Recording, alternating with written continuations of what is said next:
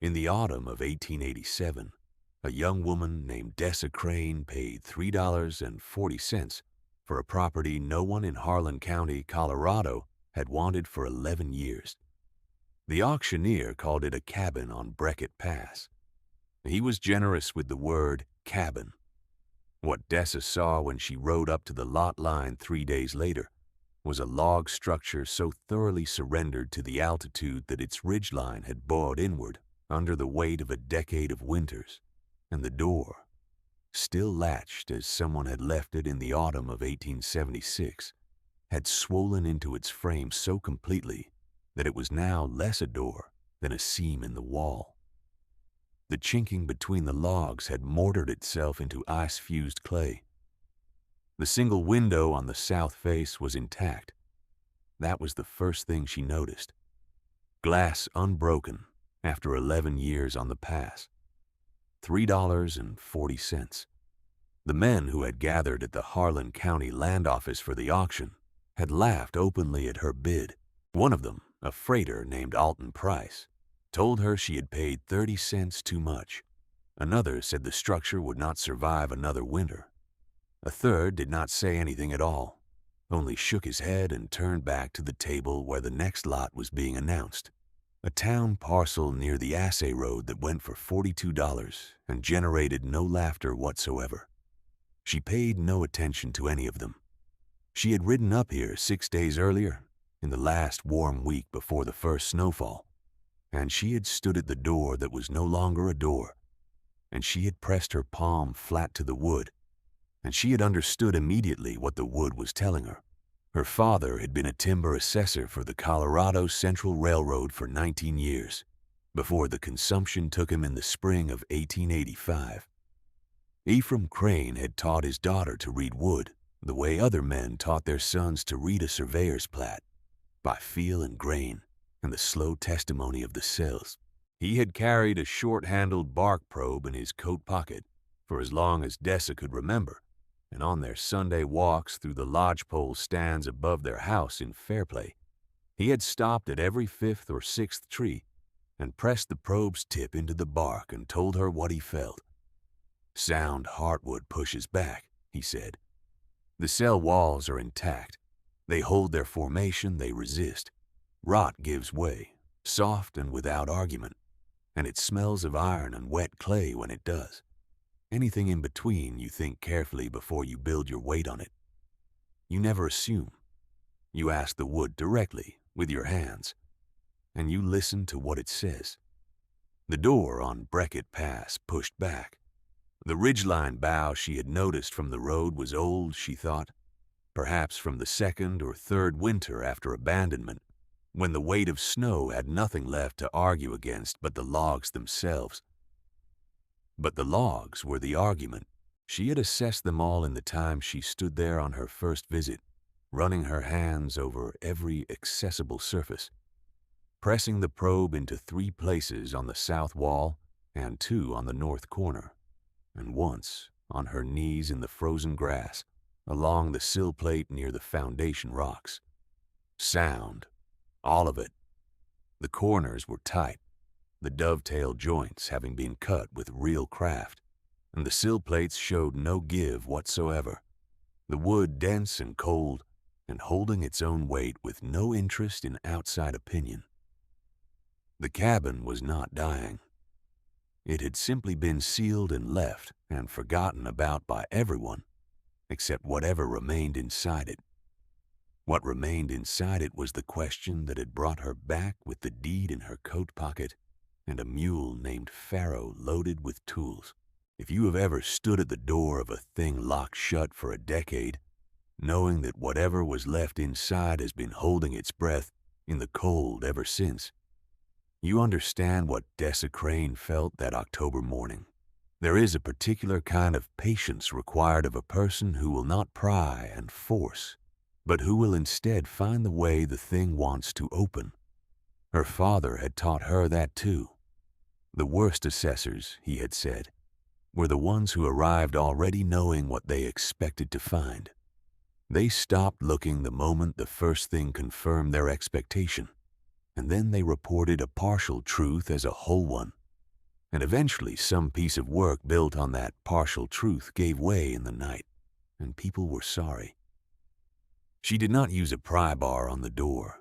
She spent the first day clearing the sill of accumulated ice-packed debris, the layer of pine needles and blown grit, and the accumulated compression of a decade of freeze-thaw cycles that had packed the base of the frame as firmly as mortar. Then she built a small fire against the south face of the cabin, a careful one, banked with green wood so it burned slow and low and shed heat rather than consuming itself quickly. She positioned it to warm the door frame from outside without scorching the logs at a distance her father would have approved of, close enough to be useful and far enough to be safe. She fed it through most of that afternoon, adding wood by the armload, stepping back to watch the frame and listen. By the time the sun dropped behind the western ridge, she could hear it, the almost inaudible sound of frozen wood accepting warmth. A creak so deep it was nearly felt rather than heard, the frame settling into itself in a different way than cold. She kept the fire low through the night, banked under ash, checked twice before she rolled into her blanket under the stars with Pharaoh at his stake nearby. On the morning of the second day, the door opened. Not easily. She had to apply steady pressure with her shoulder, not a ram but a lean, sustained and even, shifting her weight gradually rather than applying it in a single effort, the way her father had shown her to test the give in a suspect beam without stressing the surrounding structure. The frame released in 3 distinct stages, each one a kind of small surrender, an exhalation, and then she was standing in the entrance with cold light from the south window falling across the interior, and the air that came out to meet her was not the black rot she had half expected, but something else entirely. Cold, yes, still, absolutely, but dry. The logs had sealed the structure so well, in the strange way of sound old wood at high dry altitude, that the inside had been preserved in a near-perfect stillness. The smell was pine resin and old ash, and the particular mineral cold of high country air, trapped and held without ventilation for a very long time, a smell she associated with mine shafts and root cellars and the interiors of things that had not been breathed in. She did not go in immediately. She stood in the doorway and looked, the way her father had stood in the entry of every structure he was asked to assess before he set foot inside, giving his eyes time to adjust and his mind time to stop assuming. She had learned that lesson young. The first thing you believe you see in a new space is almost never the most important thing. Let the space tell you. Give it a moment. There was a table, 2 chairs, one pushed in tight to the table and one pulled slightly back from it, as if someone had stood up in a hurry, or perhaps had simply stood up in an ordinary way. The ordinary way a person stands from a table at the end of an evening, not imagining they would not sit back down. A cast iron stove against the north wall, its flue pipe still seated in its collar, a testament to the tightness of the construction that it had not shifted in 11 winters. A shelf above the stove with 3 tins and a crock. A sleeping platform built against the east wall, still carrying a wool blanket folded back on one side. The pattern faded to a ghost of blue and red, but the weave intact. A trunk at the foot of the platform, latched, and on the table, under 11 years of that particular fine silt that cold, dry air deposits when it has nothing to carry but time, a small pile of papers held flat by a river stone. Dessa stood in the doorway for a long time. The cabin on Breckett Pass had belonged, the land office records said, to a family named Aldrin.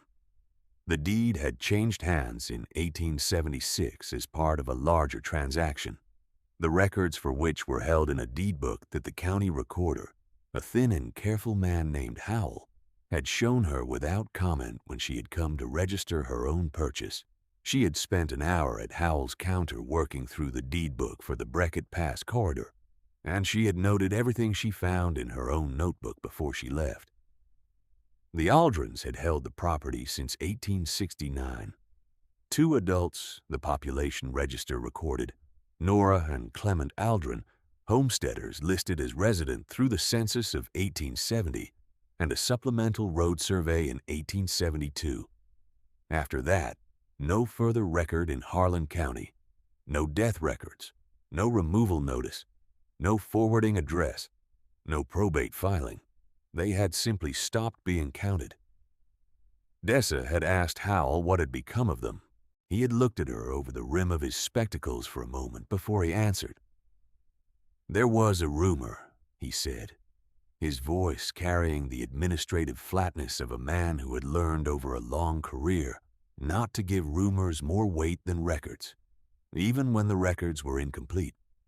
There was a rumor that Clement Aldrin had come down from the pass in the winter of 1876, alone, with a wagon, that he had stopped at the assay office in Harlan, which was then the office of a man named Gorin, and had conducted some business and had then left the county entirely. Where he had gone, the record did not say. What he had carried in the wagon, the record did not say either. What had happened to Nora Aldrin, the record said nothing at all. Dessa had thanked Howell and gone back to her rented room at the boarding house and sat with that information for 2 days, turning it over carefully, checking it from different angles the way her father had taught her to check a piece of timber for hidden failure, looking for the grain that ran contrary to what the surface showed. Then she had bid on the property. Now she stood in the doorway of that property with the cold light falling across a table, set for interrupted occupancy, and she thought about what the wood of the door had told her with its solidity and its resistance, and what the sealed air inside was telling her with its dryness and its patience. She thought about the difference between a house abandoned in haste and a house left in cold, deliberate order. The chairs were not overturned. The tins were still on the shelf. The blanket was folded back precisely on one side, as if someone had risen and expected to return, and had been prevented from doing so by something other than her own intention. She took one step inside, then another. The floor was solid underfoot. The puncheon planks sound, no give anywhere. She crossed to the stove and laid her hand on the iron, cold through and through, the cold of something that has not held warmth in a very long time. Then she crossed to the table and stood over the papers without touching them. The river stone that held them had a line of quartz running through it, pale as a thread of snow.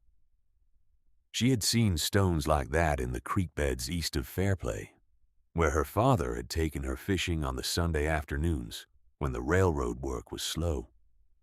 She picked up the stone and set it to one side, and she read. The papers were letters, 3 of them, unfolded, addressed in a firm and slightly cramped hand to a name she did not recognize, Margot Sell, at an address in St. Louis, Missouri. They had never been sent. They were dated October 1876, November 1876, and a third that bore only the month of December and no day. The ink of that last one slightly wavered in a way the others were not. The pressure of the pen uneven in a manner that was not illness or age, but something closer to urgency held in check by force of habit.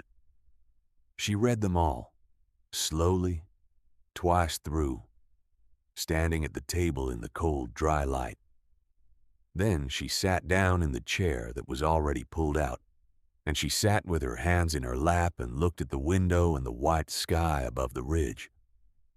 After a time, she looked at the trunk. If you have ever understood what it means for a thing to wait, to hold its shape through years of cold and silence purely because the right hands have not yet come to open it, you will understand why Dessa did not open that trunk on the first day. She covered the papers again with the river stone, exactly as she had found them. She walked back out into the light. She led Pharaoh to the protected side of the cabin and tethered him there. and she sat on a boulder in the thin late afternoon sun and ate the cold biscuit from her pack and thought. Her father had taught her one other thing, more important than reading wood or grain, or the give in a suspect beam.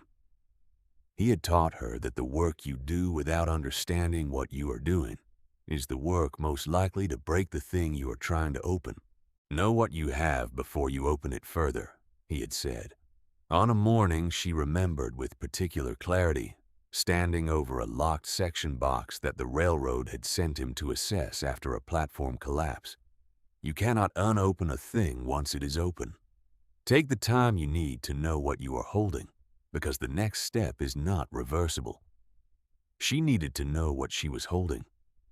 There was one person in Harlan County who had been on the pass in the winter of 1876, because there was one person in Harlan County who had been on the pass for every winter since 1863, and who had not left it yet at the age of 64. His name was Rufe Matter. He ran a small freight relay station 6 miles east of the Aldrin property on the pass road, a collection of buildings that had begun as a single structure and had accreted over the decades in the way such places do. One addition for every winter survived, the whole thing slightly irregular in its lines but solid in its materials, the marks of a man who had learned by doing and had not stopped learning. Dessa had passed it on her way up the road. She had noted the smoke from its chimney, and the sound of a mule in the small paddock, and the woodpile stacked against the south wall with the careful evenness of a man who has been managing cold for 30 years and does not underestimate it. She rode there the next morning. Rufe Matter was not a conversational man. He answered the door with the expression of someone who has learned to wait for the point of a conversation rather than reach for it himself. And he looked at Dessa the way most men on this pass road looked at a young woman traveling alone with a loaded mule, which was with a suspended judgment that was not unkind, but was not warm either. It was the look of a man who was reserving his opinion pending information. She appreciated that. She told him what she had purchased and where, and she watched the expression shift into something she recognized from her father's face in the middle of a difficult assessment. The look of a man who has known something for a long time and has not been asked about it and is now deciding what portion of it is his to give and what portion belongs to someone else. She told him about the papers on the table. She did not tell him what the papers said. She asked him what he remembered about the Aldrins, about the winter of 1876, and about an assay man named Gorin. He was quiet for a while after that. Then he said she had better come in. They sat at his table with 2 cups of coffee that tasted of chicory and high altitude, and Rufe Matter told her what he remembered.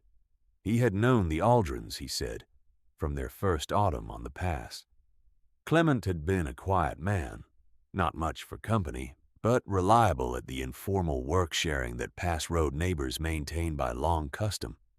The clearing of drifts and the maintenance of the culverts and the occasional assistance when a wagon shed a wheel on the switchback above the first tree line. He paid his debts promptly and did not ask for what he had not earned. Nora Aldrin was a different kind of person altogether. Not difficult, not unfriendly, but possessed of a precision and an energy that her husband was not. And she was the one who had come to Rufe's station twice in the autumn of 1876. Asking about the assay rider from Harlan, the one who collected samples and brought the assay office's paperwork for the mining survey that Gorin was running along the corridor. The assay rider. Dessa set down her cup and kept her face still. There had been a geological survey conducted along the Pass Road corridor in 1875, Rufe said, contracted by the Colorado Central Railroad as a preliminary investigation for a possible line extension through the pass. The surveyors had noted something in the rock formation directly beneath the eastern portion of the Aldrin Properties claim line, a seam of argentiferous ore, silver-bearing, not deep, but consistent enough to be significant. Clement Aldrin had known about it, because the surveyors had camped on his property for 3 days and had not been secretive about their instruments or their conversation. He had filed a notation with the assay office at some point in late 1875, Roof believed, though he could not say with certainty whether it had been a full formal claim filing or only a preliminary assessment request, the kind a landowner filed to establish a record of prior knowledge before more formal proceedings. What he did know was that by the spring of 1877, when the pass road opened and Roof had occasion to ride down to Harlan for supplies, the mineral claim on the Brackett Pass corridor had been registered under a name he had never heard before, a name associated with a trust incorporated in Denver. He had written it down at the time, he said, because something about it had not sat right with him. He went to a small shelf near the stove and took down a tin, and from the tin he produced a scrap of paper folded twice, and he unfolded it and held it out to her. The name was Halloway, the Halloway Mineral and Land Trust, incorporated in Denver in 1876. Dessa folded the paper and put it in her coat pocket. She thanked Roof for the coffee. He walked her to the door and then stopped, with the deliberateness of a man who has made a final decision about how much he has to give, and he told her one more thing. He had seen Clement Aldrin leave the pass in December of 1876. He had watched the wagon from his station doorway in the gray light of a morning that was already carrying snow, and he had noted that the wagon was loaded with what appeared to be goods and provisions, the kind a person packs when they do not expect to return. He had noted that Clement was alone. He had not, in the 11 years since that morning, seen Nora Aldrin come down from that pass road, not on foot and not by any conveyance, not in any direction. Dessa did not let her face change. She said good morning to Roof Matter and she rode back up the pass to the cabin. She opened the trunk that afternoon. It took time. The latch had frozen and thawed and frozen again through so many seasons that its mechanism had fused into what appeared, from the outside, to be a single corroded piece of iron. She used her father's bark probe, its tip small and precise and hardened by years of work, to work the corrosion free in stages, pressing into the accumulated rust at the points where the moving parts of the latch mechanism met, working in a small, careful circle, with patience and with the understanding she had been taught that force applied at the wrong angle to a fused mechanism would shear its parts rather than free them and leave you with a box you could only destroy. She worked for 2 hours. She did not force it. The trunk opened. What it held was not gold, and not silver, and not any object of immediate commercial value. What it held was paper. Ledgers, 3 of them, their covers water-stained at the edges from some season's condensation against the trunk's inner wall, but their pages intact in the same dry cold that had preserved the letters on the table. Record books, the kind a careful household kept to track its accounts, their spines labeled in a firm hand with dates. And beneath the ledgers, wrapped in a cloth and secured with a straight pin to a folded note in the same firm hand as the letters, was a sheaf of survey documents. The survey documents were from the Colorado Central Railroad. They were dated 1875. They bore the surveyor's certification on their cover page, and they described in precise technical language the mineral character of the Brackett Pass corridor, the rock formation, the depth of the seam, its bearing and extent, and an estimated range of yield per linear yard.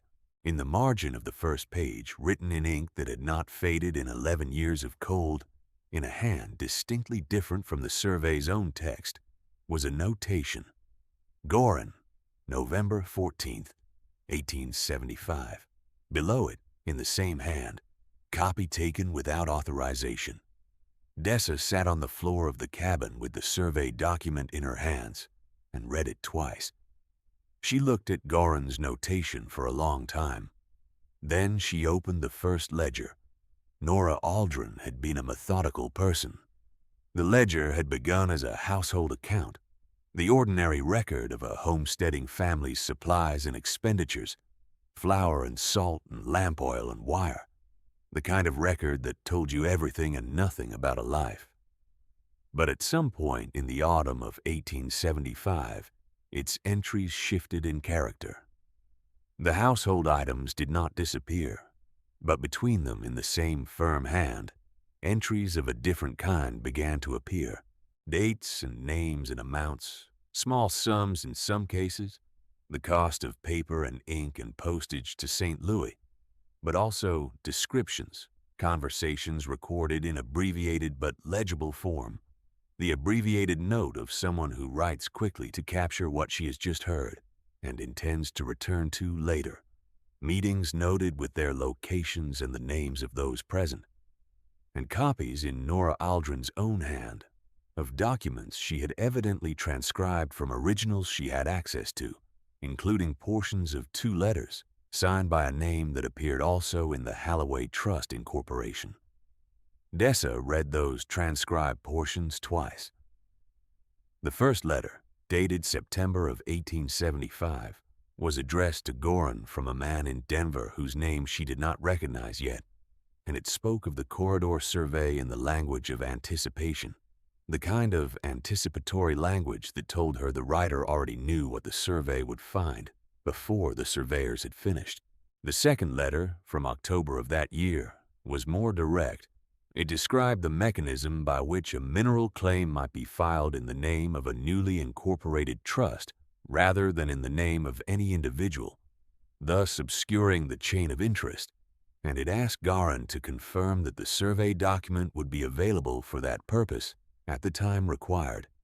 Nora Aldrin had understood what she was reading. The ledger made that plain. The entries in the weeks following those transcriptions grew more compressed, more urgent in their abbreviation, as if the writer were racing to capture as much as she could against some anticipated closing of access.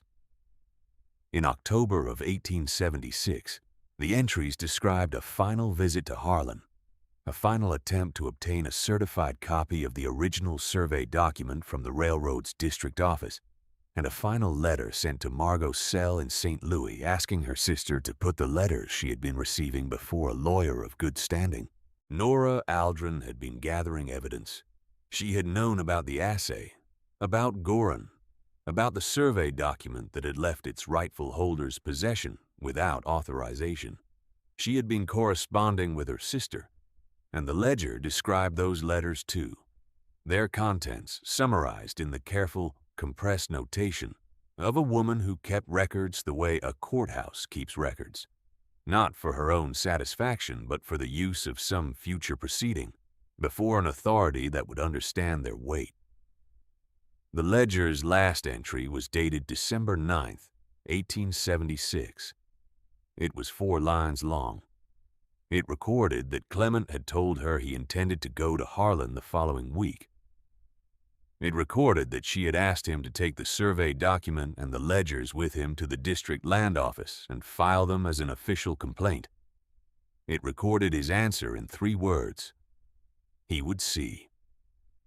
The 4th line was shorter than the rest.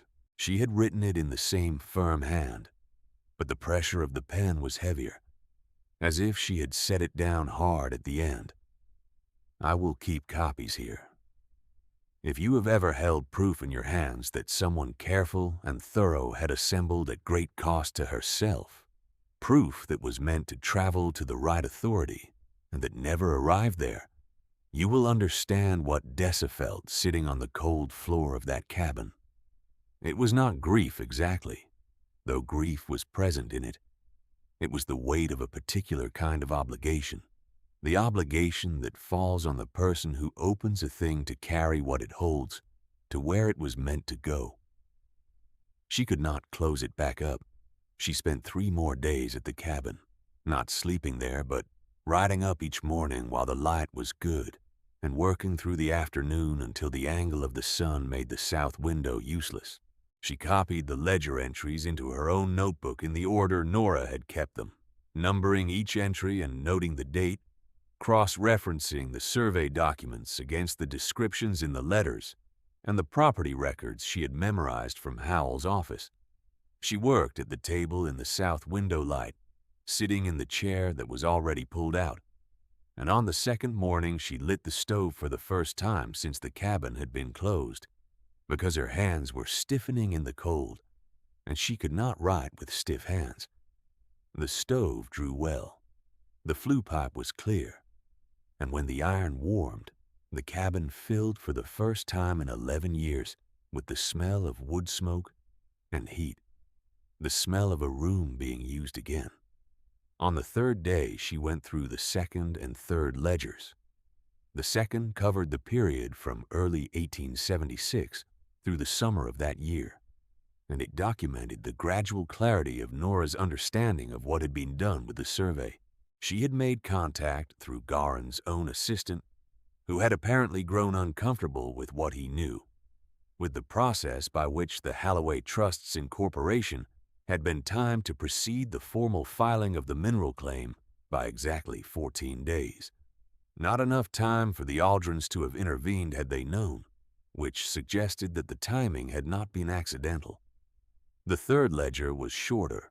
It covered the autumn and early winter of 1876, and its entries were the most specific, naming figures, naming sums, naming the mechanism by which a claim on another family's surveyed land could be registered with the appearance of legitimacy if the surveying authorities' documentation were in the right hands at the right moment.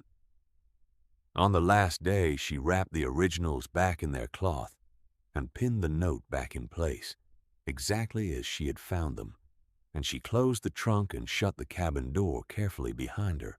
Then she rode to Harlan and went back to Howell's office and asked him whether the Halloway Mineral and Land Trust had ever paid any consideration to the Aldrin estate for the mineral claim on the Breckett Pass corridor.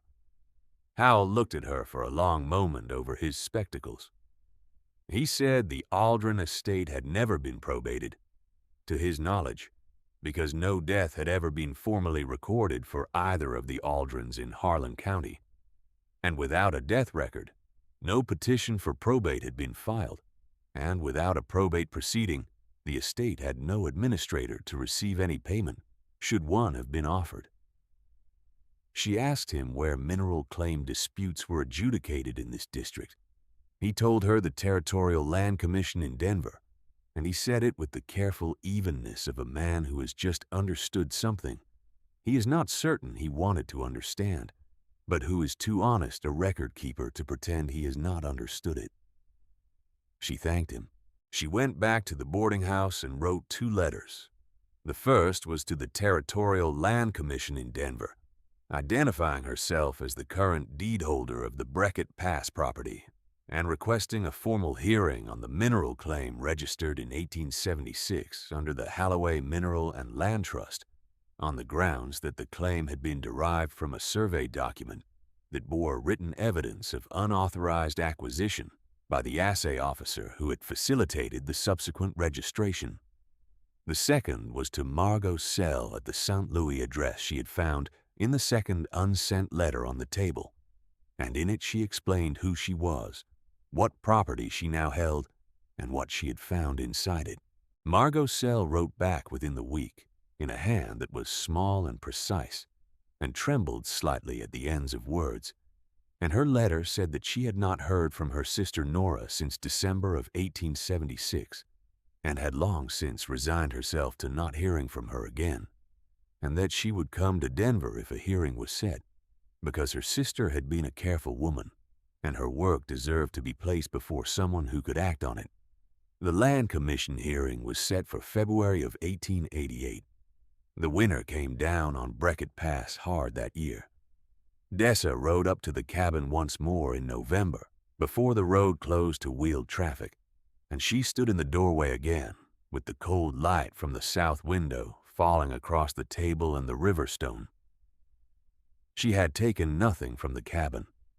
The originals would matter more than copies at the hearing, and they were safe where they were, in the cold and stillness that had kept them for 11 years. She checked the door on its new hardware, confirmed it seated properly, Then she stood a moment longer in the doorway, looking at the room in its preserved order, the 2 chairs and the tin on the shelf, and the blanket folded back on the platform. And she thought about the woman who had kept those ledgers and written those letters, and assembled that evidence with the care of someone who believed the right authority would eventually find it. She closed the door and rode down to Harlan. The hearing lasted 2 days. The commission had 3 members, one of whom had spent 4 years as a mining claim examiner in the Nevada territories, and who understood when Dessa spread the survey documents and the transcribed ledger entries across the table and explained their provenance and the chain of custody from the cabin's sealed interior to this room, exactly what he was looking at. The Halloway Mineral and Land Trust was represented by a Denver attorney whose composure remained professional through the first day and became notably less so on the second, when the commission examiner asked him to explain the notation in a hand the attorney's own document expert could not attribute to any of the survey's signatories, the one that named Gorin and described a copy taken without authorization. The attorney said the notation was not his client's responsibility. The examiner said he understood that. He asked who, then, the attorney's position was that had written it, and on what occasion. The attorney did not have an answer that improved his position. Dessa answered the commission's direct questions precisely and without elaboration, the way her father had answered railroad inspectors who questioned his assessments with the facts and their source, and nothing added.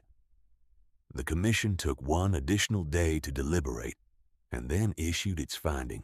The Halloway Mineral and Land Trust's 1876 claim on the Brackett Pass corridor was void, having been derived from a survey document bearing evidence of acquisition without authorization from its lawful holder, and the mineral rights on the property reverted to the current deed holder of the Brackett Pass parcel.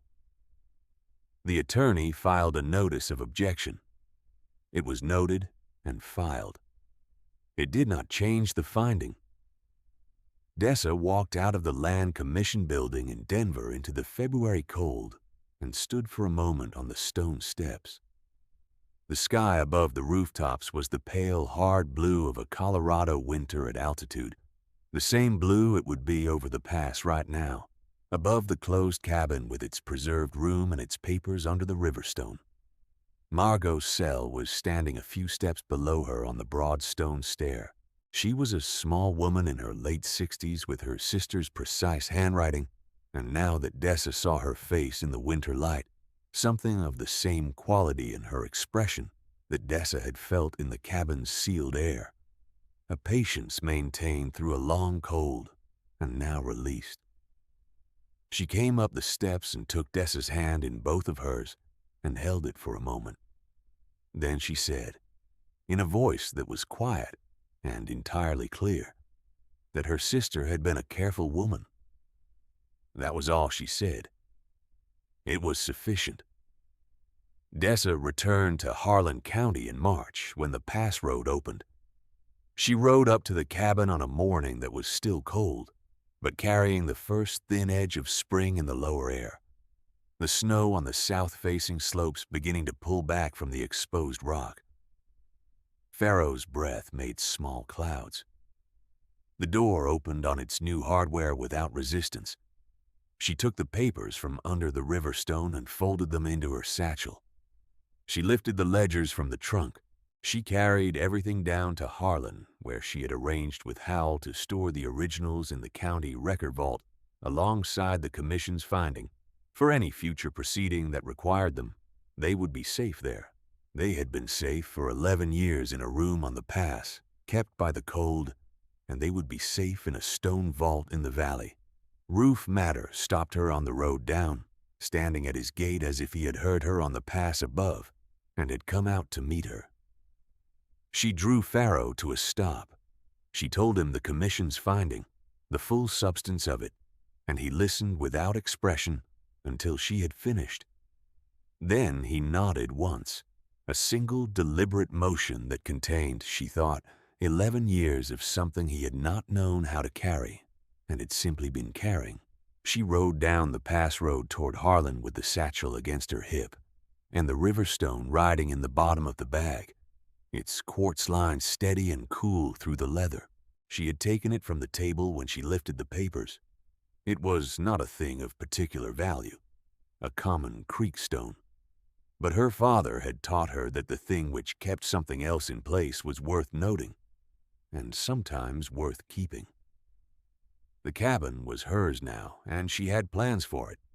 The mineral rights would be administered by another mechanism, and the commission examiner had said in the corridor after the session that his office would be reviewing the Halloway Trust's claim history in that district, which was not her work, but was the natural consequence of what had been opened. Her work had been to bring what was sealed inside to the light where it could do what it had been prepared to do. The rest proceeded by its own mechanism. What she planned for the cabin was simpler. The ridgeline needed new timber work, which she could arrange come summer when the sawmill road was passable. The door frame would need resquaring once the summer heat had had its time with the wood. The stove's flue collar would want inspection. It was sound work, the kind of work that repaid itself over years, the kind of work her father had spent his life doing for structures other people had given up on. The stone is still there, in a wooden box on a shelf in the county record vault in Harlan, where the deed and the commission finding and the 3 unsent letters and the 3 ledgers rest together in the careful order of things properly placed. The cabin on the pass was repaired in the summer of 1888, its ridgeline corrected with new timber, its door rehung on hardware that would outlast the century.